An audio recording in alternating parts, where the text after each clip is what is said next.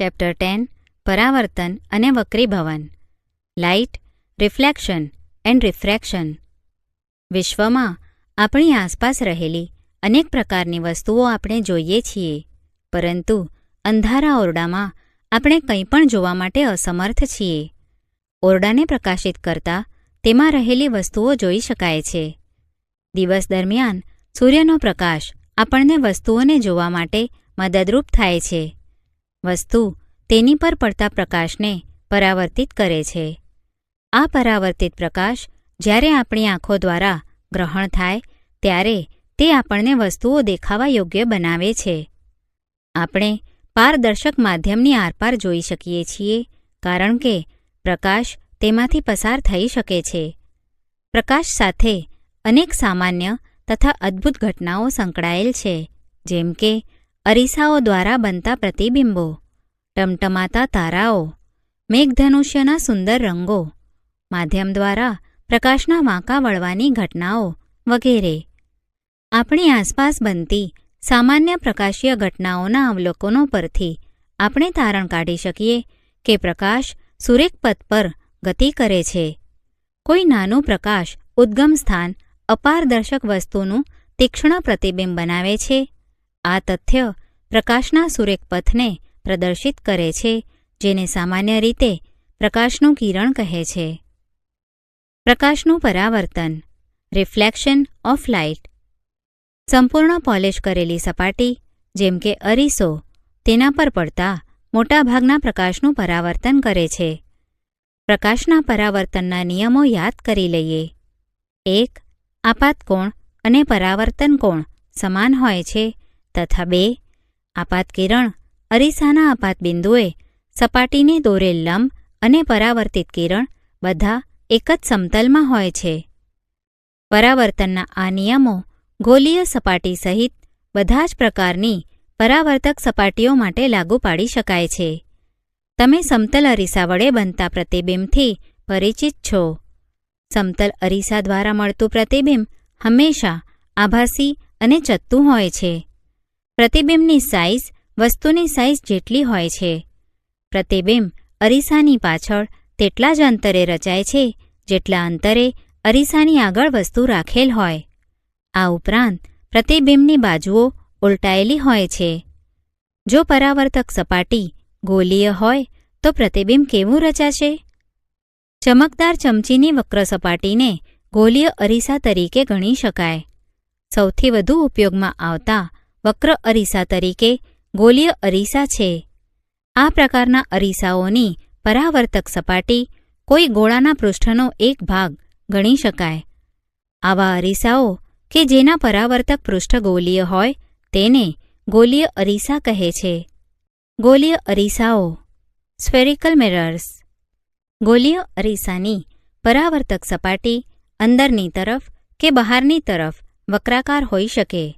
ગોલીય અરીસો કે જેની પરાવર્તક સપાટી અંદરની તરફ એટલે કે ગોળાના કેન્દ્ર તરફ વક્રિત હોય તેને અંતર્ગોળ અરીસો એટલે કે કોન્કેવ મિરર કહે છે. ગોલીય અરીસો કે જેની પરાવર્તક સપાટી બહારની તરફ વક્રાકાર હોય તેને બહિર્ગોળ અરીસો એટલે કે કોન્વેક્સ મિરર કહે છે. હવે તમે સમજી શકશો કે ચમચીની અંદર તરફની વક્ર સપાટી લગભગ અંતર્ગોળ અરીસા જેવી અને ચમચીની બહાર તરફ ઉપસેલી સપાટી લગભગ બહિર્ગોળ અરીસા જેવી છે. ગોલીય અરીસાની પરાવર્તક સપાટીના કેન્દ્રને અરીસાનું ધ્રુવ કહે છે. તે અરીસાના પૃષ્ઠ પર આવેલ હોય છે. ધ્રુવને સામાન્ય રીતે P અક્ષર વડે દર્શાવવામાં આવે છે. ગોલીય અરીસાની પરાવર્તક સપાટી એક ગોળાનો ભાગ છે. આ ગોળાને કેન્દ્ર હોય છે. આ કેન્દ્રને ગોલીય અરીસાનું વક્રતા કેન્દ્ર કહે છે. તેને C અક્ષર વડે દર્શાવાય છે. અહીં ખાસ નોંધો કે વક્રતા કેન્દ્ર એ અરીસાનો ભાગ નથી. તે પરાવર્તક સપાટીની બહાર આવેલું હોય છે. અંતર્ગોળ અરીસાનું વક્રતા કેન્દ્ર તેની આગળ તરફ આવેલું છે. જો કે બહિર્ગોળ અરીસાના કિસ્સામાં તે અરીસાની પાછળ આવેલું હોય છે. ગોલીય અરીસાની પરાવર્તક સપાટી જે ગોળાનો ભાગ છે તેની ત્રિજ્યાને અરીસાની વક્રતા ત્રિજ્યા કહે છે. તેને R અક્ષર વડે દર્શાવાય છે. તમે નોંધો કે અંતર PC વક્રતા ત્રિજ્યા જેટલું છે. ગોલીય અરીસાના ધ્રુવ તથા વક્રતા કેન્દ્રમાંથી પસાર થતી કાલ્પનિક રેખાને અરીસાની મુખ્ય અક્ષ કહે છે. યાદ રાખો કે મુખ્ય અક્ષ અરીસાના ધ્રુવ પાસે અરીસાને લંબ હોય છે. ચાલો આપણે અરીસા સાથે સંકળાયેલ એક મહત્વપૂર્ણ પદને પ્રવૃત્તિ દ્વારા સમજીએ. પ્રવૃત્તિ: એક અંતર્ગોળ અરીસાને તમારા હાથમાં પકડી તેની પરાવર્તક સપાટીને સૂર્ય તરફ રાખો. અરીસા દ્વારા પરાવર્તિત થતા પ્રકાશને અરીસાની પાસે રાખેલ એક કાગળની શીટ પર આપાત કરો. જ્યાં સુધી તમને કાગળની શીટ પર એક તીવ્ર ચમકદાર બિંદુ પ્રાપ્ત ન થાય ત્યાં સુધી કાગળની શીટને ધીરે ધીરે આગળ પાછળ કરો. અરીસા તથા કાગળને થોડી મિનિટો સુધી આ સ્થિતિમાં પકડી રાખો. કાગળ સૌપ્રથમ સળગવાનું શરૂ કરે છે અને ધુમાડો ઉત્પન્ન થાય છે. આખરે તે આગ પણ પકડી શકે છે. સૂર્યમાંથી આવતો પ્રકાશ અરીસા દ્વારા એક તીક્ષ્ણ ચમકદાર બિંદુ સ્વરૂપે કેન્દ્રિત થાય છે. વાસ્તવમાં કાગળની શીટ પર પ્રકાશનું આ બિંદુ સૂર્યનું પ્રતિબિંબ છે. સૂર્ય પ્રકાશના કેન્દ્રિત થવાથી ઉત્પન્ન થતી ઉષ્માને કારણે કાગળ સળગી ઉઠે છે. અરીસાના સ્થાનથી પ્રતિબિંબનું આ અંતર અરીસાની કેન્દ્ર લંબાઈનું આશરે મૂલ્ય આપે છે. ચાલો આ અવલોકનને એક કિરણાકૃતિ એટલે કે રે ડાયાગ્રામ વડે સમજવાનો પ્રયત્ન કરીએ. અંતર્ગોળ અરીસા પર મુખ્ય અક્ષને સમાંતર કેટલાક કિરણો આપાત થઈ રહ્યા છે. પરાવર્તિત કિરણોનું અવલોકન કરો. તે બધા જ અરીસાની મુખ્ય અક્ષ પર એક બિંદુ પાસે મળી અથવા છેદી રહ્યા છે. આ બિંદુને અંતર્ગોળ અરીસાનું મુખ્ય કેન્દ્ર એટલે કે ફોકસ બિંદુ કહે છે. બહિર્ગોળ અરીસા દ્વારા મુખ્ય અક્ષને સમાંતર કિરણો કેવી રીતે પરાવર્તિત થાય છે? પરાવર્તિત કિરણો મુખ્ય અક્ષ પર એક બિંદુમાંથી આવતા હોય તેવો ભાસ થાય છે. આ બિંદુને બહિર્ગોળ અરીસાનું મુખ્ય કેન્દ્ર કહે છે. મુખ્ય કેન્દ્રને F અક્ષર વડે દર્શાવાય છે.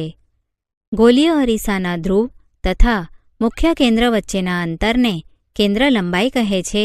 તેને F અક્ષર વડે દર્શાવાય છે. ગોલીય અરીસાની પરાવર્તક સપાટી મોટે ભાગે ગોલીય હોય છે. આ સપાટીને એક વર્તુળાકાર સીમારેખા હોય છે. ગોલીય અરીસાની પરાવર્તક સપાટીની આ વર્તુળાકાર સીમારેખાના વ્યાસને અરીસાનું દર્પણમુખ એટલે કે એપર્ચર કહે છે. અંતર Mn દર્પણમુખ દર્શાવે છે. આપણી ચર્ચામાં આપણે ફક્ત તેવા અરીસાઓનો વિચાર કરીશું કે જેનું દર્પણમુખ તેની વક્રતા ત્રિજ્યા કરતાં ઘણું નાનું હોય. શું ગોલીય અરીસાની વક્રતા ત્રિજ્યા R તથા કેન્દ્ર લંબાઈ F વચ્ચે કોઈ સંબંધ છે? નાના દર્પણમુખ ધરાવતા ગોલીય અરીસાઓ માટે વક્રતા ત્રિજ્યા તેની કેન્દ્ર લંબાઈ કરતાં બમણી હોય છે. આપણે આ સંબંધને R=2F દ્વારા દર્શાવી શકીએ, જે દર્શાવે છે કે ગોલીય અરીસાનું મુખ્ય કેન્દ્ર તેના ધ્રુવ તથા વક્રતા કેન્દ્રને જોડતી રેખાનું મધ્ય બિંદુ હોય છે. ગોલીય અરીસાઓ વડે રચાતા પ્રતિબિંબ image formation by spherical mirrors. અંતર્ગોળ અરીસા દ્વારા વસ્તુના જુદા જુદા સ્થાન માટે મળતા પ્રતિબિંબોનું સ્થાન આપણે કેવી રીતે નક્કી કરી શકીએ? શું આ પ્રતિબિંબ વાસ્તવિક છે કે આભાસી? શું તે મોટા છે, નાના છે કે સમાન પરિણામ ધરાવે છે? આપણે એક પ્રવૃત્તિ દ્વારા તેની સમજૂતી મેળવીશું. પ્રવૃત્તિ: અગાઉ તમે જોયું કે કાગળ પર મળેલ તીવ્ર ચમકદાર બિંદુ ખરેખર સૂર્યનું પ્રતિબિંબ છે. તે અત્યંત નાનું, વાસ્તવિક અને ઉલટું છે. અરીસાથી પ્રતિબિંબનું અંતર માપી તમે અંતર્ગોળ અરીસાની આશરે કેન્દ્ર લંબાઈ મેળવી હતી. એક અંતર્ગોળ અરીસો લો, તેની આશરે કેન્દ્ર લંબાઈ શોધો. કેન્દ્ર લંબાઈનું મૂલ્ય નોંધી લો. ટેબલ પર ચોક વડે એક રેખા દોરો. અંતર્ગોળ અરીસાને એક સ્ટેન્ડ પર ગોઠવો. સ્ટેન્ડને રેખા પર એવી રીતે મૂકો કે જેથી અરીસાનો ધ્રુવ આ રેખા પર આવે. ચોક વડે બીજી 2 રેખાઓ અગાઉ દોરેલ રેખાને સમાંતર એવી રીતે દોરો કે જેથી 2 ક્રમિક રેખાઓ વચ્ચેનું અંતર અરીસાની કેન્દ્ર લંબાઈ જેટલું મળે. આ રેખાઓ અનુક્રમે બિંદુ P, F અને C નું સ્થાન દર્શાવે છે. યાદ રાખો કે નાના દર્પણમુખવાળા ગોલીય અરીસાઓનું મુખ્ય કેન્દ્ર F, ધ્રુવ P અને વક્રતા કેન્દ્ર C ના મધ્યમાં હોય છે. એક તેજસ્વી વસ્તુ જેમ કે સળગતી મીણબત્તી વક્રતા કેન્દ્ર C થી ઘણે દૂર મૂકો. એક કાગળના પડદાને અરીસાની સામે રાખીને જ્યાં સુધી મીણબત્તીની જ્યોતનું પ્રતિબિંબ તેના પર ન મળે ત્યાં સુધી અરીસા તરફ ખસેડો. પ્રતિબિંબનું કાળજીપૂર્વક અવલોકન કરો.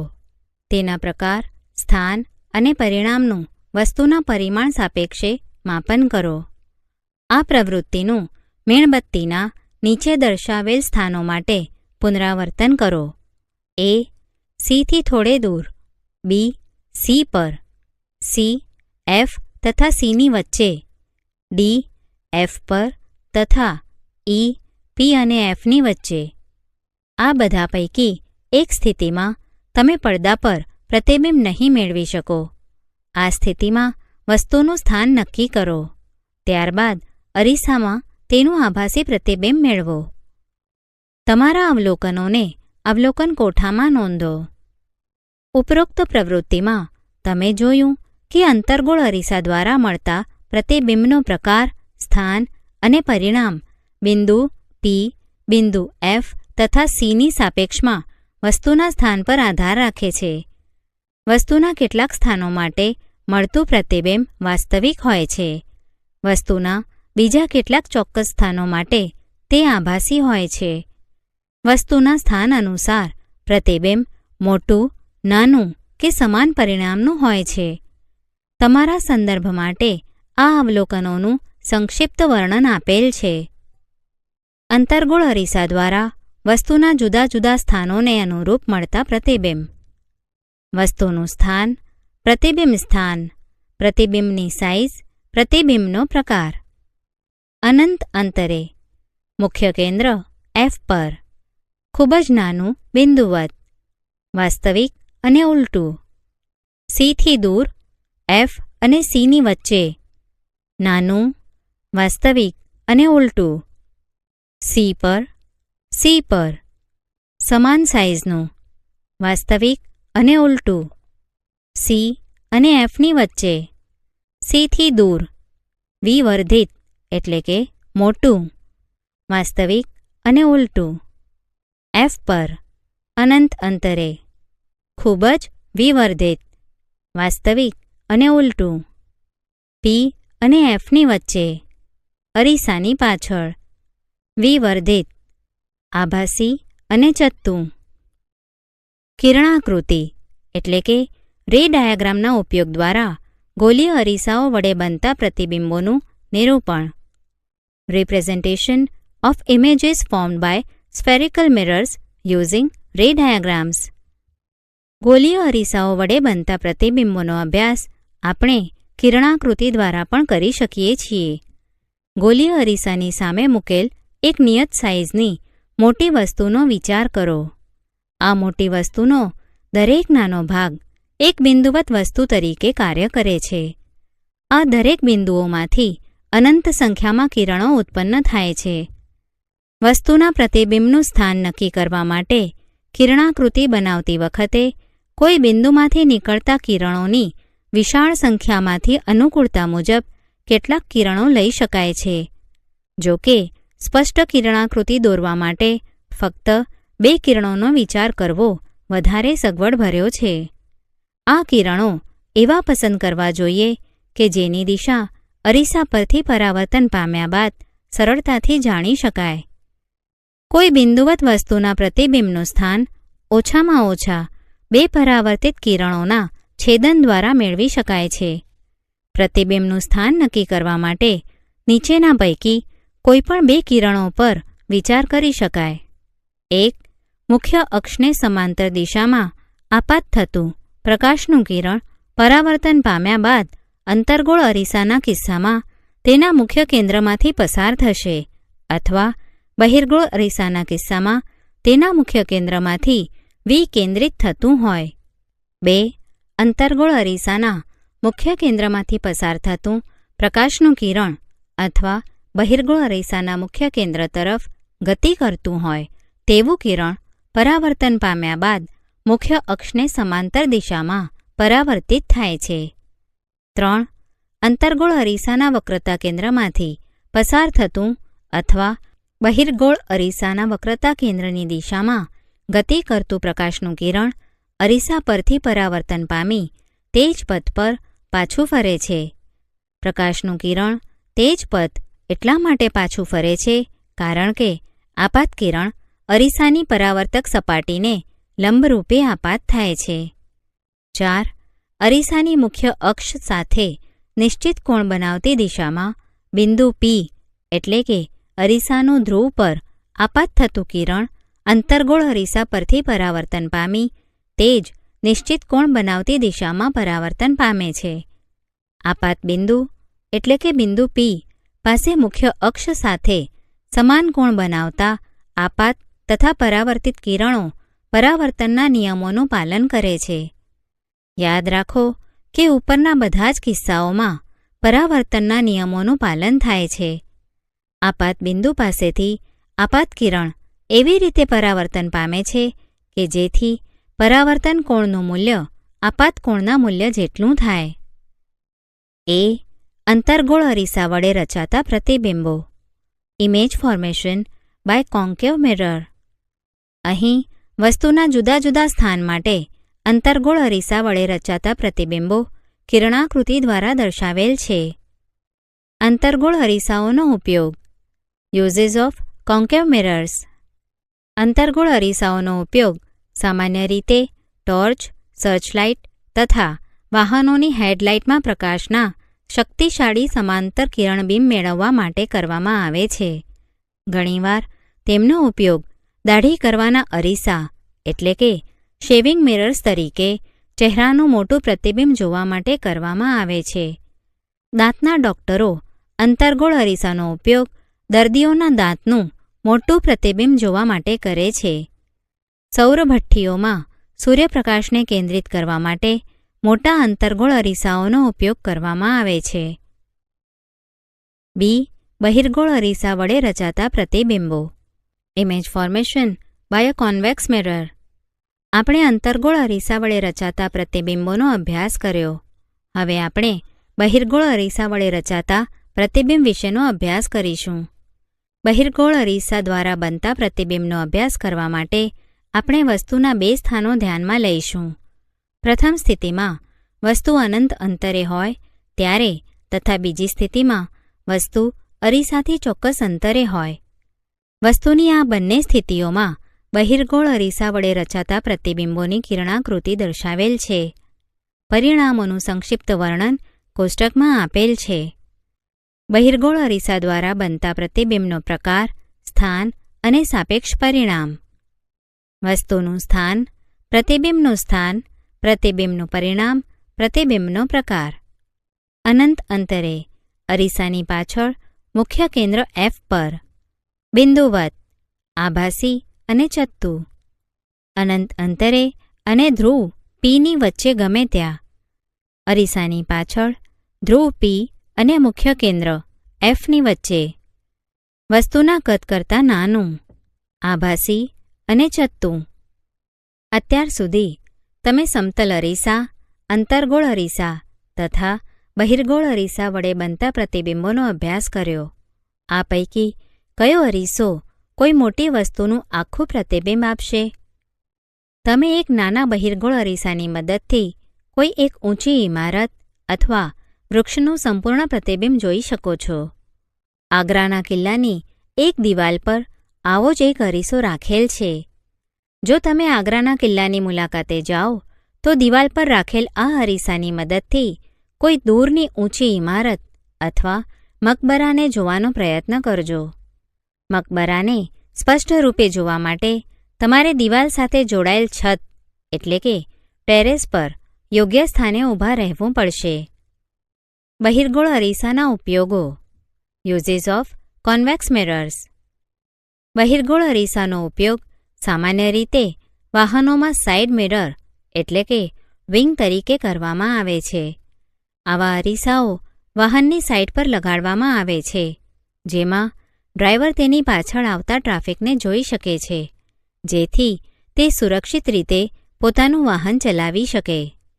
બહિર્ગોળ અરીસાઓ એટલા માટે પસંદ કરવામાં આવે છે કારણ કે તેમના દ્વારા મળતા પ્રતિબિંબો હંમેશા સીધા હોય છે.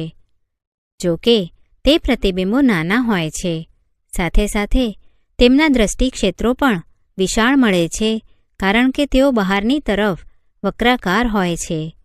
તેથી સમતલ અરીસાની સરખામણીમાં બહિર્ગોળ અરીસા ડ્રાઈવરને તેની પાછળનો બહુ મોટો વિસ્તાર દર્શાવી શકે છે. ગોલીય અરીસા વડે થતા પરાવર્તન માટે સંજ્ઞા પદ્ધતિ. Sign convention for reflection by spherical mirrors.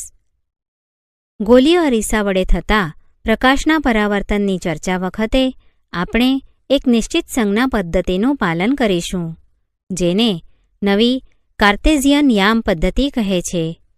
આ પદ્ધતિમાં અરીસાના ધ્રુવ પીને ઉગમ બિંદુ તરીકે લેવામાં આવે છે. અરીસાની મુખ્ય અક્ષને યામ પદ્ધતિની એક્સ અક્ષ x' તરીકે લેવામાં આવે છે. આ સંજ્ઞા પદ્ધતિ નીચે પ્રમાણે છે. 1. વસ્તુ હંમેશા અરીસાની ડાબી બાજુ રાખવામાં આવે છે. એનો અર્થ એ થયો કે વસ્તુ પરથી આવતો પ્રકાશ અરીસા પર ડાબી બાજુથી આપાત થાય છે. 2. બધા જ અંતરો અરીસાના ધ્રુવથી મુખ્ય અક્ષને સમાંતર માપવામાં આવે છે. 3. ઉગમ બિંદુ એટલે કે ધ્રુવથી જમણી બાજુ +x દિશામાં માપેલ બધા જ અંતરો ઘન અને ઉગમ બિંદુથી ડાબી બાજુ -x દિશામાં માપેલ બધા જ અંતરો ઋણ ગણવામાં આવે છે. 4. મુખ્ય અક્ષને લંબરૂપે ઉપરની તરફ +y દિશામાં માપેલ ઊંચાઈ ઘન લેવામાં આવે છે. 5. મુખ્ય અક્ષને લંબરૂપે નીચેની તરફ -y દિશામાં માપેલ ઊંચાઈ ઋણ લેવામાં આવે છે. અરીસાનું સૂત્ર મેળવવા તેમજ તેને સંબંધિત દાખલા એટલે કે ન્યુમેરિકલ પ્રોબ્લેમ્સ ના ઉકેલ માટે આ સંજ્ઞા પદ્ધતિનો ઉપયોગ કરવામાં આવે છે. ઉદાહરણ 2. 4.0 સેન્ટીમીટર સાઇઝની વસ્તુ કોઈ 15.0 સેન્ટીમીટર કેન્દ્ર લંબાઈ ધરાવતા અંતર્ગોળ અરીસાથી 25.0 સેન્ટીમીટર અંતરે રાખેલ છે. અરીસાથી કેટલા અંતરે પડદાને રાખવો જોઈએ કે જેથી તેના પર સ્પષ્ટ પ્રતિબિંબ પ્રાપ્ત થાય? પ્રતિબિંબનો પ્રકાર તથા પરિમાણ શોધો. ઉકેલ. વસ્તુની ઊંચાઈ h +4.0 cm. વસ્તુ અંતર u -25.0 cm. કેન્દ્ર લંબાઈ f -15.0 cm. પ્રતિબિંબ અંતર v વોટ. પ્રતિબિંબનું પરિણામ h' વોટ.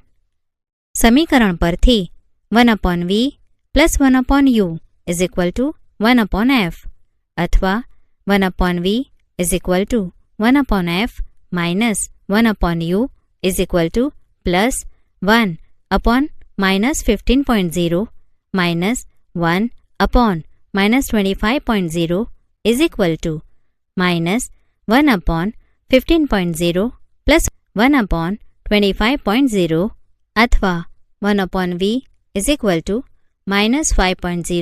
+3.0 75.0 -2.0 75.0 અથવા v -37.5 સેન્ટીમીટર. આમ પડદો 37.5 સેન્ટીમીટર અંતરે રાખવો જોઈએ. પ્રતિબિંબ વાસ્તવિક છે તથા મોટવણી અથવા h' -vh/u -37.5 centimetre +4.0 centimetre -25.0 centimetre. પ્રતિબિંબની ઊંચાઈ h' = -6.0 સેન્ટીમીટર. પ્રતિબિંબ ઉલટું અને મોટું છે. પ્રકાશનું વક્રીભવન, રિફ્રેક્શન ઓફ લાઇટ. કોઈ પારદર્શક માધ્યમમાં પ્રકાશ સુરેખ પથ પર ગતિ કરતો જોવા મળે છે. જ્યારે પ્રકાશ એક પારદર્શક માધ્યમમાંથી બીજા પારદર્શક માધ્યમમાં પ્રવેશે ત્યારે શું તે હજુ પણ સુરેખ પથ પર ગતિ કરે છે કે પોતાની દિશા બદલે છે? પાણી ભરેલ ટેન્ક અથવા તળાવની સપાટી ઉપર તરફ ખસેલી જણાય છે. તે જ રીતે એક કાચના ચોસલાને મુદ્રિત સાહિત્ય પર રાખી ચોસલાની ઉપરની સપાટી પરથી જોતા અક્ષર ઉપર તરફ ખસેલા જોવા મળે છે. આવું કેમ થાય છે? તમે પાણી ભરેલ ગ્લાસમાં અંશતઃ ડૂબાડેલ પેન્સિલ જોઈ છે? તે હવા તથા પાણીના આંતરપૃષ્ઠ એટલે કે પાણીની ઉપરની સપાટી પાસે વાંકી વળેલી જણાય છે. તમે એ પણ જોયું હશે કે કાચના ગ્લાસમાં રાખેલ લીંબુ તેની વાસ્તવિક સાઇઝ કરતાં મોટું દેખાય છે. આ અનુભવો એટલે કે અવલોકનોની સમજૂતી તમે કેવી રીતે આપશો? ચાલો આપણે પાણીમાં અંશતઃ ડૂબાડેલી પેન્સિલના વાંકા વળવાની ઘટના પર વિચાર કરીએ. પેન્સિલના પાણીમાં ડૂબેલા ભાગ પરથી તમારી સુધી પહોંચતા પ્રકાશના કિરણો પેન્સિલના પાણીની બહાર રહેલા ભાગની સરખામણીમાં અલગ દિશામાંથી આવતા જણાય છે. તેના કારણે પેન્સિલ વાંકી વળેલી જણાય છે. આ જ કારણસર અક્ષરોની ઉપર કાચનો સ્લેબ રાખીને જોતા તે ઉપર તરફ ખસેલા જણાય છે. જો પાણીને બદલે અન્ય કોઈ પ્રવાહી જેમ કે કેરોસીન કે ટર્પેન્ટાઇનનો ઉપયોગ કરીએ છીએ ત્યારે પણ પેન્સિલ આટલી જ વાંકી જણાશે? જો આપણે કાચના સ્લેબને બદલે પારદર્શક પ્લાસ્ટિકના સ્લેબનો ઉપયોગ કરીએ તો ત્યારે પણ અક્ષરો એટલા જ ઉપર ખસેલા જણાશે? તમે અનુભવશો કે અલગ અલગ માધ્યમોની જોડ માટે આ ઘટનાની અસરકારકતા અલગ અલગ છે. આ અવલોકનો દર્શાવે છે કે પ્રકાશ દરેક માધ્યમોમાં એક જ દિશામાં ગતિ કરતો નથી. એવું જોવા મળે છે કે એક માધ્યમમાંથી બીજા માધ્યમમાં પ્રવેશતા પ્રકાશના ત્રાંસા કિરણની પ્રસરણની દિશા બદલાઈ જાય છે. આ ઘટનાને પ્રકાશનું વક્રીભવન કહે છે. આ ઘટનાને વિસ્તારપૂર્વક સમજવા માટે આપણે કેટલીક પ્રવૃત્તિઓ કરીએ. પ્રવૃત્તિ: એક મોટા છીંછરા કટોરાને ટેબલ પર રાખી તેમાં એક સિક્કો મૂકો. કટોરાથી ધીરે ધીરે દૂર જાઓ. જ્યારે સિક્કો જસ્ટ દેખાવાનો બંધ થાય ત્યારે અટકી જાઓ.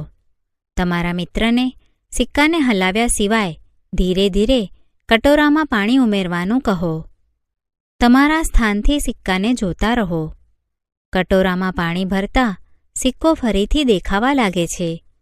પ્રકાશના વક્રીભવનને કારણે સિક્કો પોતાની વાસ્તવિક સ્થિતિથી થોડો ઉપર ખસેલો જોવા મળે છે.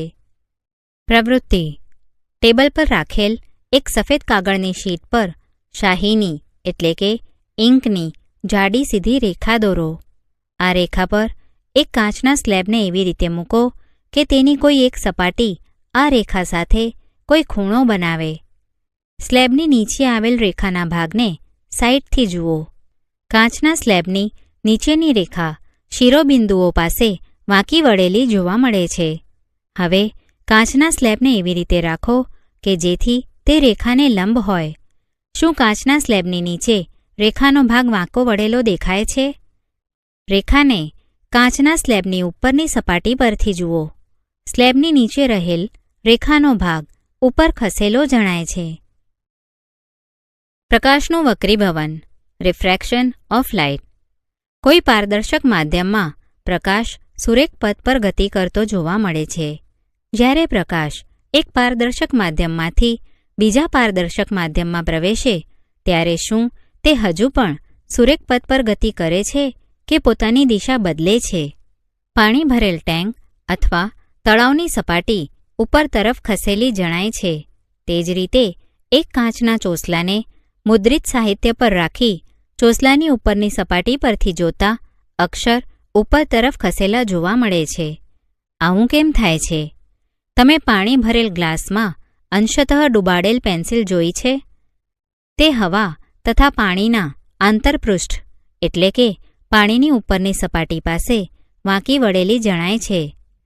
તમે એ પણ જોયું હશે કે કાચના ગ્લાસમાં રાખેલ લીંબુ તેની વાસ્તવિક સાઇઝ કરતાં મોટું દેખાય છે. આ અનુભવો એટલે કે અવલોકનોની સમજૂતી તમે કેવી રીતે આપશો? ચાલો આપણે પાણીમાં અંશતઃ ડૂબાડેલી પેન્સિલના વાંકા વળવાની ઘટના પર વિચાર કરીએ.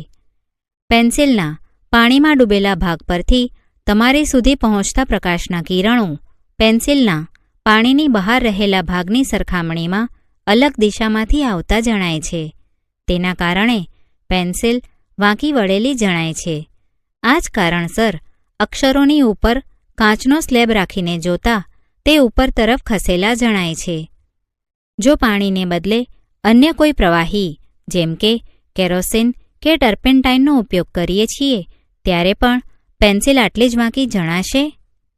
જો આપણે કાચના સ્લેબને બદલે પારદર્શક પ્લાસ્ટિકના સ્લેબનો ઉપયોગ કરીએ તો ત્યારે પણ અક્ષરો એટલા જ ઉપર ખસેલા જણાશે? તમે અનુભવશો કે અલગ અલગ માધ્યમોની જોડ માટે આ ઘટનાની અસરકારકતા અલગ અલગ છે. આ અવલોકનો દર્શાવે છે કે પ્રકાશ દરેક માધ્યમોમાં એક જ દિશામાં ગતિ કરતો નથી. એવું જોવા મળે છે કે એક માધ્યમમાંથી બીજા માધ્યમમાં પ્રવેશતા પ્રકાશના ત્રાંસા કિરણની પ્રસરણની દિશા બદલાઈ જાય છે. આ ઘટનાને પ્રકાશનું વક્રીભવન કહે છે. આ ઘટનાને વિસ્તારપૂર્વક સમજવા માટે આપણે કેટલીક પ્રવૃત્તિઓ કરીએ. પ્રવૃત્તિ: એક મોટા છીંછરા કટોરાને ટેબલ પર રાખી તેમાં એક સિક્કો મૂકો. કટોરાથી ધીરે ધીરે દૂર જાઓ. જ્યારે સિક્કો જસ્ટ દેખાવાનો બંધ થાય ત્યારે અટકી જાઓ. તમારા મિત્રને સિક્કાને હલાવ્યા સિવાય ધીરે ધીરે કટોરામાં પાણી ઉમેરવાનું કહો. તમારા સ્થાનથી સિક્કાને જોતા રહો. કટોરામાં પાણી ભરતા સિક્કો ફરીથી દેખાવા લાગે છે. પ્રકાશના વક્રીભવનને કારણે સિક્કો પોતાની વાસ્તવિક સ્થિતિથી થોડો ઉપર ખસેલો જોવા મળે છે. પ્રવૃત્તિ: ટેબલ પર રાખેલ એક સફેદ કાગળની શીટ પર શાહીની એટલે કે ઇંકની જાડી સીધી રેખા દોરો.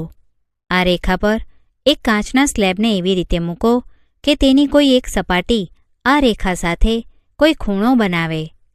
સ્લેબની નીચે આવેલ રેખાના ભાગને સાઇડથી જુઓ. કાચના સ્લેબની નીચેની રેખા શિરોબિંદુઓ પાસે વાંકી વળેલી જોવા મળે છે. હવે કાચના સ્લેબને એવી રીતે રાખો કે જેથી તે રેખાને લંબ હોય. શું કાચના સ્લેબની નીચે રેખાનો ભાગ વાંકો વળેલો દેખાય છે? રેખાને કાચના સ્લેબની ઉપરની સપાટી પરથી જુઓ. સ્લેબની નીચે રહેલ રેખાનો ભાગ ઉપર ખસેલો જણાય છે. વક્રીભવનાંક ધ રિફ્રેક્ટિવ ઇન્ડેક્સ: જ્યારે પ્રકાશનું ત્રાંસુ કિરણ એક પારદર્શક માધ્યમમાંથી બીજામાં પ્રવેશ કરે છે ત્યારે બીજા માધ્યમમાં તે પોતાની દિશા બદલે છે. આપેલ કોઈ બે માધ્યમોની જોડ માટે થતા દિશાના પરિવર્તનને વક્રીભવનાંક સ્વરૂપે રજૂ કરવામાં આવે છે, જે સમીકરણમાં જમણી બાજુ આવતો અચળાંક છે. વક્રીભવનાંક જુદા જુદા માધ્યમોમાં પ્રકાશના પ્રસરણ દરમિયાન મળતા સાપેક્ષ વેગને સાંકળતી મહત્વપૂર્ણ ભૌતિક રાશિ છે. તેવું જોવા મળે છે કે જુદા જુદા માધ્યમોમાં પ્રકાશ જુદી જુદી ઝડપે પ્રસરણ પામે છે. પ્રકાશ શૂન્યાવકાશમાં સૌથી વધુ 3 × 10⁸ મીટર પર સેકન્ડની ઝડપે ગતિ કરે છે. હવામાં પ્રકાશની ઝડપ શૂન્યાવકાશની સાપેક્ષે સહજ ઓછી હોય છે, જ્યારે કાચ કે પાણીમાં તે નોંધપાત્ર રીતે ઘટે છે. બે માધ્યમોની જોડ માટે વક્રીભવનાંકનું મૂલ્ય નીચે દર્શાવ્યા મુજબ બંને માધ્યમોમાં પ્રકાશના વેગ પર આધારિત છે. આકૃતિમાં દર્શાવ્યા અનુસાર પ્રકાશના એક કિરણનો વિચાર કરો જે માધ્યમ 1 થી માધ્યમ 2 માં ગતિ કરી રહ્યું છે. ધારો કે માધ્યમ 1 માં પ્રકાશનો વેગ v1 તથા માધ્યમ 2 માં v2 છે. માધ્યમ 2 નો માધ્યમ 1 ની સાપેક્ષે વક્રીભવનાંક માધ્યમ 1 માં પ્રકાશના વેગ તથા માધ્યમ 2 માં પ્રકાશના વેગના ગુણોત્તર દ્વારા રજૂ કરવામાં આવે છે, જેને n/1 સંજ્ઞા વડે રજૂ કરવામાં આવે છે, જેને સમીકરણના સ્વરૂપે નીચે પ્રમાણે રજૂ કરી શકાય. n21 માધ્યમ 1માં પ્રકાશનો વેગ અપોન માધ્યમ 2માં પ્રકાશનો વેગ v1/v2. આ જ દલીલ મુજબ માધ્યમ 1નો માધ્યમ 2ની સાપેક્ષે વક્રીભવનાંક n12 વડે દર્શાવાય છે. તે નીચે પ્રમાણે આપી શકાય. n12 માધ્યમ 2માં પ્રકાશનો વેગ અપોન માધ્યમ 1માં પ્રકાશનો વેગ v2/v1. જો માધ્યમ 1 શૂન્યાવકાશ કે હવા હોય તો માધ્યમ 2નો વક્રીભવનાંક શૂન્યાવકાશની સાપેક્ષે લેવામાં આવે છે, જેને માધ્યમનો નિરપેક્ષ વક્રીભવનાંક કહે છે, જેને ફક્ત n2 વડે દર્શાવાય છે.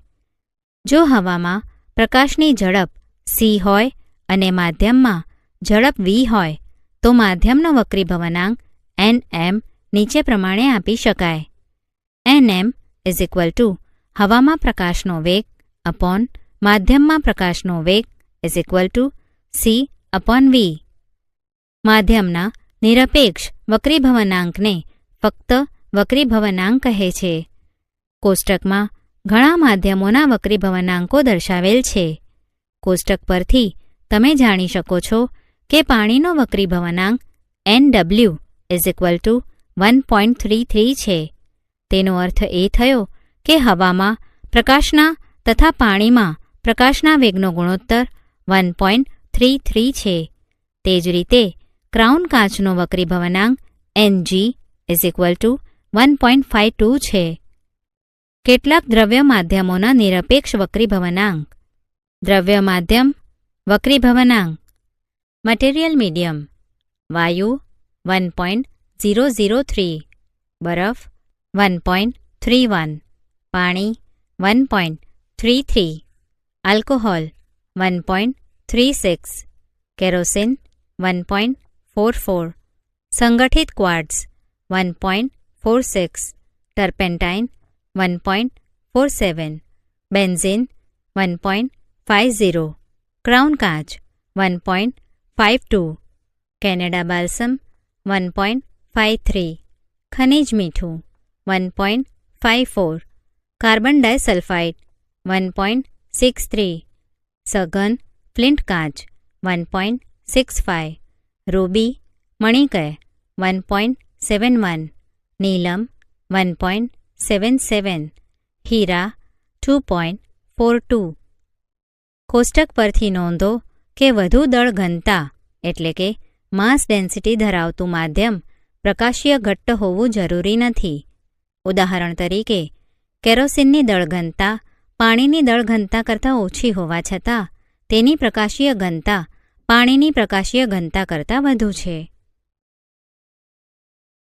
ગોલીય લેન્સો દ્વારા થતું વક્રીભવન. Refraction by spherical lenses. તમે કેટલાક લોકોને વાંચવા માટે ચશ્માનો ઉપયોગ કરતા જોયા હશે. ઘડિયાળી અત્યંત સૂક્ષ્મ ભાગોને જોવા માટે મેગ્નિફાઇંગ ગ્લાસ એટલે કે બિલોરી કાચનો ઉપયોગ કરે છે. વાંચવાના ચશ્મામાં વપરાતા કાચ તેમજ ઘડિયાળી જે કાચ ઉપયોગમાં લે છે તે લેન્સના ઉદાહરણો છે. જેની એક અથવા બંને સપાટીઓ વક્ર હોય તેવું પારદર્શક માધ્યમ લેન્સની રચના કરે છે.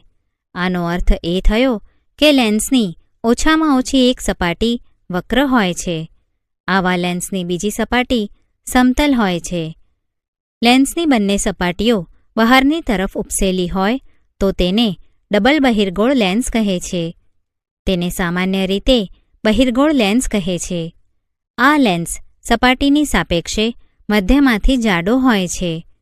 બહિર્ગોળ લેન્સ પ્રકાશના કિરણોનું અભિસરણ કરે છે. તેથી બહિર્ગોળ લેન્સને અભિસારી લેન્સ કહે છે. આ જ પ્રમાણે ડબલ અંતર્ગોળ લેન્સની બંને સપાટીઓ અંદર તરફ વળેલી હોય છે. તે મધ્ય કરતાં છેડાઓ પાસેથી જાડો હોય છે. આવા લેન્સ પ્રકાશના કિરણોનું અપસરણ કરે છે. આવા લેન્સને અપસારી લેન્સ કહે છે. ડબલ અંતર્ગોળ લેન્સને સામાન્ય રીતે અંતર્ગોળ લેન્સ કહે છે. બહિર્ગોળ અથવા અંતર્ગોળ લેન્સને 2 વક્ર સપાટીઓ હોય છે. આ દરેક વક્ર સપાટી ગોળાનો જ એક ભાગ હોય છે. આ ગોળાઓના કેન્દ્રોને લેન્સના વક્રતા કેન્દ્રો કહે છે. સામાન્ય રીતે લેન્સના વક્રતા કેન્દ્રને C વડે દર્શાવવામાં આવે છે. લેન્સને 2 વક્રતા કેન્દ્રો હોવાથી આપણે તેને C1 અને C2 વડે દર્શાવીએ છીએ. લેન્સના બંને વક્રતા કેન્દ્રોમાંથી પસાર થતી કાલ્પનિક રેખાને તેની મુખ્ય અક્ષ કહે છે. લેન્સના કેન્દ્રને તેનું પ્રકાશીય બિંદુ કહે છે. તેને સામાન્ય રીતે O વડે દર્શાવી શકાય. લેન્સના પ્રકાશીય બિંદુમાંથી પસાર થતા પ્રકાશનું કિરણ કોઈપણ પ્રકારનું વિચલન અનુભવ્યા સિવાય પસાર થાય છે. વક્રાકાર લેન્સની બાહ્ય વક્ર સપાટીના અસરકારક વ્યાસને લેન્સનું મુખ એટલે કે એપર્ચર કહે છે. આપણે આ પ્રકરણમાં આપણી ચર્ચા એવા જ લેન્સ પૂરતી મર્યાદિત રાખીશું કે જેનું મુખ એટલે કે એપર્ચર તેની વક્રતા ત્રિજ્યા કરતાં ઘણું નાનું હોય. આવા લેન્સને નાના એપર્ચરવાળા લેન્સ કહે છે. જ્યારે લેન્સ પર પ્રકાશના સમાંતર કિરણો આપાત કરવામાં આવે છે ત્યારે શું થાય છે? આ સમજવા માટે ચાલો એક પ્રવૃત્તિ કરીએ. લેન્સને સૂર્ય તરફ રાખીને હાથ વડે પકડી રાખો. એક કાગળ પર સૂર્યમાંથી આવતા કિરણોને કેન્દ્રિત કરો. સૂર્યનું તીવ્ર અને પ્રકાશિત પ્રતિબિંબ મેળવો. આ સ્થિતિમાં કાગળ અને લેન્સને થોડો સમય પકડી રાખો. કાગળનું નિરીક્ષણ કરતા રહો. પેપર ધુમાડો ઉત્પન્ન કરી સળગવાનું શરૂ કરી દેશે. થોડા સમય પછી તેમાં આગ પણ લાગી શકે છે. સૂર્યમાંથી આવતો પ્રકાશ સમાંતર કિરણો રચે છે. આ કિરણો લેન્સ દ્વારા અભિસરણ પામે છે અને પેપર પર એક તીવ્ર પ્રકાશિત ટપકું રચે છે. ખરેખર તમને પેપર પર મળતું પ્રકાશિત ટપકું સૂર્યનું વાસ્તવિક પ્રતિબિંબ છે. સૂર્યપ્રકાશનું આ બિંદુ પાસે થતું કેન્દ્રીકરણ ઉષ્મા ઉત્પન્ન કરે છે, જેના કારણે પેપર સળગી ઉઠે છે. હવે આપણે લેન્સના મુખ્ય અક્ષને સમાંતર કિરણો ધ્યાનમાં લઈશું. આવા કિરણોને તમે લેન્સમાંથી પસાર કરશો તો બહિર્ગોળ લેન્સ માટે આકૃતિ A તથા અંતર્ગોળ લેન્સ માટે આકૃતિ B માં દર્શાવેલ છે. આકૃતિ A ને ધ્યાનપૂર્વક જુઓ. મુખ્ય અક્ષને સમાંતર એવા અનેક કિરણો લેન્સ પર આપાત થાય છે. આ કિરણો લેન્સમાંથી અભિસરણ પામી મુખ્ય અક્ષ પર એક બિંદુ પાસે કેન્દ્રિત થાય છે. મુખ્ય અક્ષ પરના આ બિંદુને લેન્સનું મુખ્ય કેન્દ્ર કહે છે. ચાલો હવે અંતર્ગોળ લેન્સ માટેની ક્રિયા સમજીએ. આકૃતિ B ને ધ્યાનપૂર્વક જુઓ. મુખ્ય અક્ષને સમાંતર એવા અનેક કિરણો લેન્સ પર આપાત થાય છે. આ કિરણો લેન્સમાંથી વક્રીભવન પામી મુખ્ય અક્ષ પરના કોઈ એક બિંદુમાંથી અપસરણ પામતા હોય તેવો ભાસ થાય છે. મુખ્ય અક્ષ પરના આ બિંદુને અંતર્ગોળ લેન્સનું મુખ્ય કેન્દ્ર કહે છે. જો તમે લેન્સની બીજી બાજુએથી સમાંતર કિરણો પસાર કરો તો તમને વિરુદ્ધ બાજુ લેન્સનું બીજું મુખ્ય કેન્દ્ર મળશે. લેન્સના મુખ્ય કેન્દ્રને દર્શાવવા માટે સામાન્ય રીતે F મૂળાક્ષરનો ઉપયોગ થાય છે. જો કે લેન્સને 2 મુખ્ય કેન્દ્રો હોય છે, તેમને F1 અને F2 વડે દર્શાવાય છે. પ્રકાશીય કેન્દ્રથી મુખ્ય કેન્દ્ર સુધીના અંતરને લેન્સની કેન્દ્ર લંબાઈ કહે છે. કેન્દ્ર લંબાઈને દર્શાવવા માટે F મૂળાક્ષરનો ઉપયોગ હોય છે. લેન્સના સ્થાન અને સૂર્યના પ્રતિબિંબના સ્થાન વચ્ચેનું અંતર લેન્સની અંદાજિત કેન્દ્ર લંબાઈ આપે છે. લેન્સ દ્વારા રચાતા પ્રતિબિંબો. Image formation by lenses. વક્રીભૂત પ્રકાશ દ્વારા લેન્સ પ્રતિબિંબ રચે છે. ચાલો પહેલા બહિર્ગોળ લેન્સ માટે આનો અભ્યાસ કરીએ. એક બહિર્ગોળ લેન્સ લો. તેની આશરે કેન્દ્ર લંબાઈ શોધો. એક લાંબા ટેબલ પર ચોક વડે 5 સમાંતર રેખાઓ એવી રીતે દોરો કે દરેક વચ્ચેનું અંતર લેન્સની કેન્દ્ર લંબાઈ જેટલું હોય. લેન્સને લેન્સ સ્ટેન્ડમાં રાખીને સ્ટેન્ડને મધ્યમાં આવેલી રેખા પર એવી રીતે ગોઠવો કે જેથી લેન્સનું પ્રકાશીય કેન્દ્ર બરોબર રેખા પર આવે. લેન્સની બંને બાજુએ આવેલી રેખાઓ અનુક્રમે લેન્સના f અને 2f ને અનુરૂપ છે. આ રેખાઓને અનુક્રમે 2f1, f1, f2 અને 2f2 વડે દર્શાવો. એક સળગતી મીણબત્તીને ડાબી બાજુ 2f1 થી ઘણા દૂર અંતરે ગોઠવો. લેન્સની બીજી તરફ તેનું સ્પષ્ટ અને તીક્ષ્ણ પ્રતિબિંબ પડદા પર મેળવો. પ્રતિબિંબનો પ્રકાર, સ્થાન અને સાપેક્ષ કદ એટલે કે પરિમાણ નોંધો. વસ્તુને 2f1 થી થોડી જ દૂર f1 અને 2f1 ની વચ્ચે f1 પર તથા f1 અને O ની વચ્ચે રાખી આ પ્રવૃત્તિનું પુનરાવર્તન કરો. બહિર્ગોળ લેન્સ દ્વારા વસ્તુના જુદા જુદા સ્થાનો માટે મળતા પ્રતિબિંબનો પ્રકાર, સ્થાન અને સાપેક્ષ કદ એટલે કે સાપેક્ષ પરિણામ કોષ્ટકમાં દર્શાવ્યા છે. બહિર્ગોળ લેન્સ દ્વારા વસ્તુના જુદા જુદા સ્થાનો માટે મળતા પ્રતિબિંબનો પ્રકાર, સ્થાન અને સાપેક્ષ કદ. વસ્તુનું સ્થાન, પ્રતિબિંબનું સ્થાન, પ્રતિબિંબનું સાપેક્ષ પરિમાણ, પ્રતિબિંબનો પ્રકાર. અનંત અંતરે લેન્સની બીજી તરફ મુખ્ય કેન્દ્ર f પર બિંદુવત, વાસ્તવિક અને ઉલટું. 2f થી થોડે દૂર લેન્સની બીજી બાજુએ મુખ્ય કેન્દ્ર f અને 2f ની વચ્ચે વસ્તુ કરતાં નાનો, વાસ્તવિક અને ઉલટું. 2f પર લેન્સની બીજી તરફ 2f પર વસ્તુના કદ જેવડું જ, વાસ્તવિક અને ઉલટું. f અને 2f ની વચ્ચે લેન્સની બીજી તરફ 2f થી દૂર વસ્તુના કદ કરતાં મોટું, વાસ્તવિક અને ઉલટું. f પર લેન્સની બીજી તરફ અનંત અંતરે અત્યંત મોટું, વાસ્તવિક અને ઉલટું.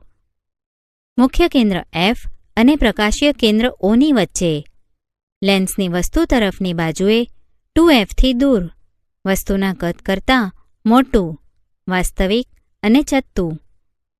ચાલો હવે અંતર્ગોળ લેન્સ માટે પ્રતિબિંબનો પ્રકાર, સ્થાન અને સાપેક્ષ કદનો અભ્યાસ કરવા માટેની પ્રવૃત્તિ કરીએ.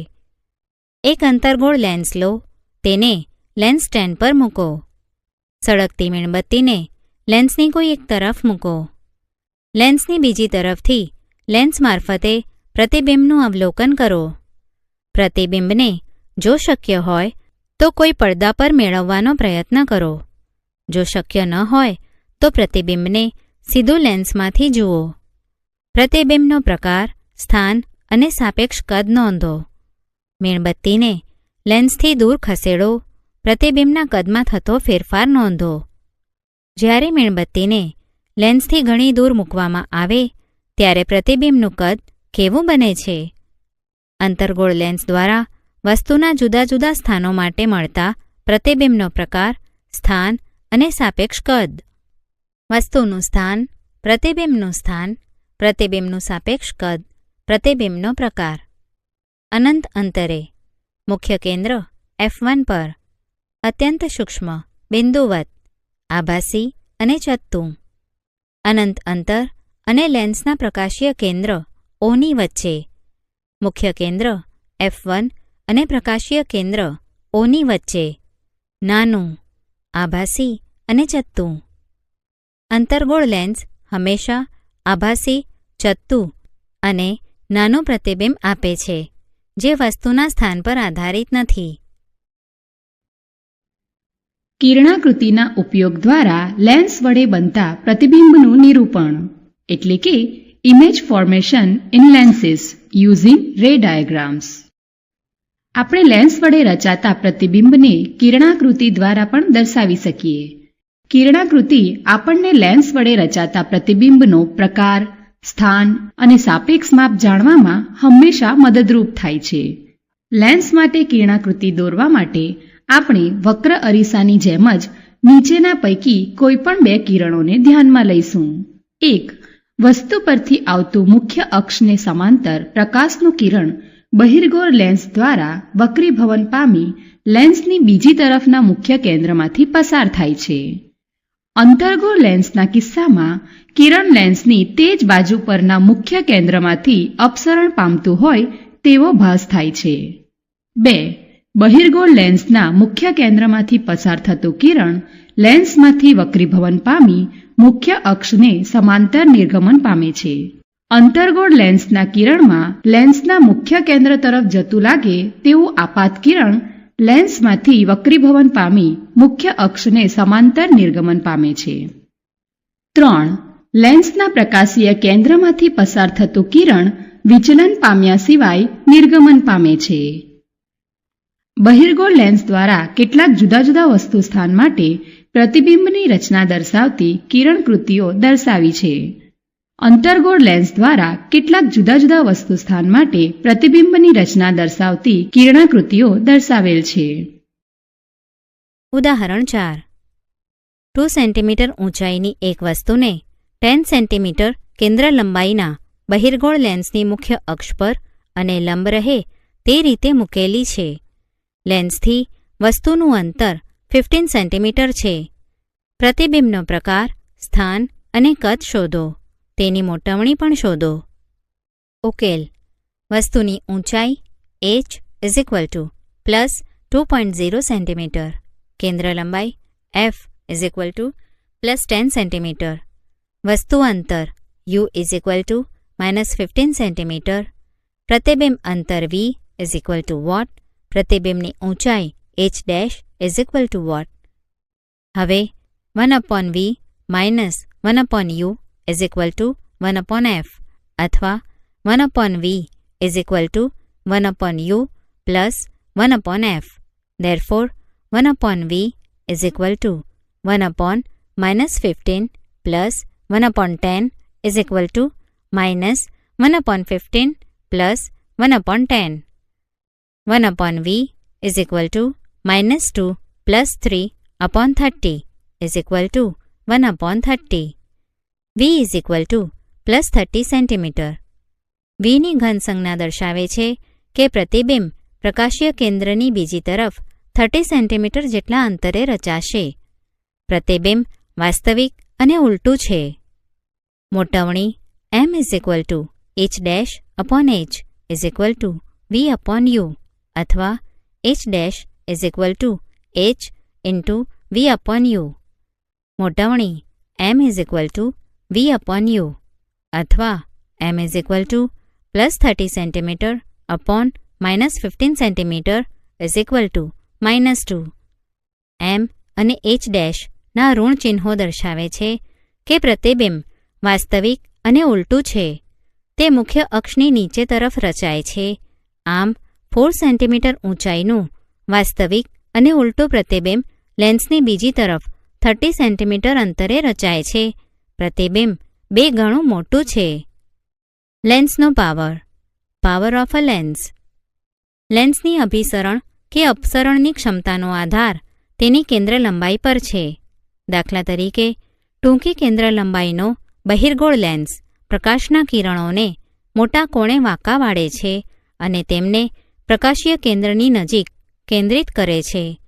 આ જ પ્રમાણે ટૂંકી કેન્દ્ર લંબાઈનો અંતર્ગોળ લેન્સ મોટી કેન્દ્ર લંબાઈના લેન્સ કરતાં વધારે અપસારણ કરે છે.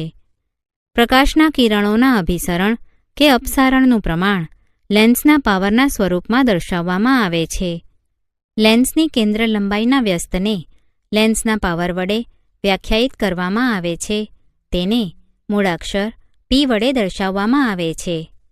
f કેન્દ્ર લંબાઈ ધરાવતા લેન્સનો પાવર p = 1/f. લેન્સના પાવરનો SI એકમ ડાયોપ્ટર છે. તેને મૂળાક્ષર d વડે દર્શાવવામાં આવે છે. જો fને મીટરમાં દર્શાવવામાં આવે તો પાવરને ડાયોપ્ટરમાં દર્શાવાય છે. આમ 1 ડાયોપ્ટર એ લેન્સનો પાવર છે કે જેની કેન્દ્ર લંબાઈ 1 મીટર હોય. 1D = 1/મીટર. તમે એ નોંધ્યું હશે કે બહિર્ગોળ લેન્સનો પાવર ઘન બને અને અંતર્ગોળ લેન્સનો પાવર ઋણ છે. ઓપ્ટિશિયન પ્રિસ્ક્રિપ્શનમાં શુદ્ધિકારક લેન્સને પાવર વડે દર્શાવે છે. ધારો કે પ્રિસ્ક્રાઇબ કરેલા લેન્સનો પાવર +2.0D છે. એનો અર્થ એમ થાય કે પ્રિસ્ક્રાઇબ કરેલ લેન્સ બહિર્ગોળ લેન્સ છે. આ લેન્સની કેન્દ્ર લંબાઈ +0.5 m છે. આ જ પ્રમાણે -2.5 ડીના લેન્સની કેન્દ્ર લંબાઈ -0.40 m છે. આ લેન્સ અંતર્ગોળ છે.